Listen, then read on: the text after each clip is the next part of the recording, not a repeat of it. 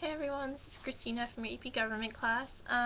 This video is about the simulation we did called You Are the News Editor.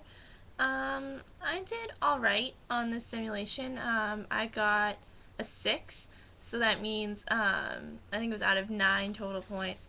I got about 2/3 of them, so I did a mediocre job according to the screen.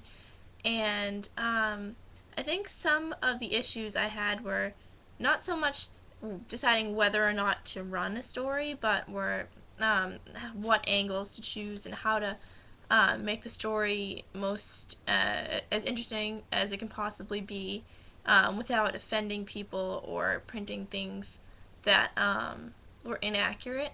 So I think I was a little bit more conservative in that I would choose things that would cover a story, for example, the election, but wouldn't create a lot of interest in the public. So, in that example, I chose to run a story about the election and mention the candidate in passing, where the best option was to run a story on that speech and then talk about the polls and do like a horse race type thing. So, I mean, it's really difficult to decide, where the line is between too far and good news. So I think I always tried to stay a little bit less interesting than it could possibly be, um, just in the interest of not going too far.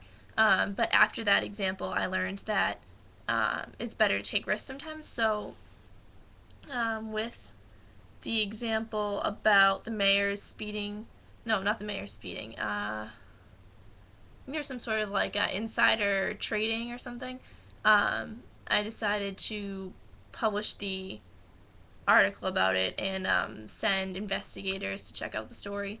So, and then I got full points for that one. So I think I definitely learned that it's better sometimes to post a questionable but interesting story as long as it's not going to create too much damage. In general, I think this is something interesting to know about the media, that it often things that are reported have insufficient evidence and may not be true at all, but they're going to be posted anyways because the reporters are trying to attract attention for their paper or news station or radio station or what have you. But so it's good to keep in mind, and maybe I'll start looking at the media through a more skeptical lens now that I know this. All right, bye.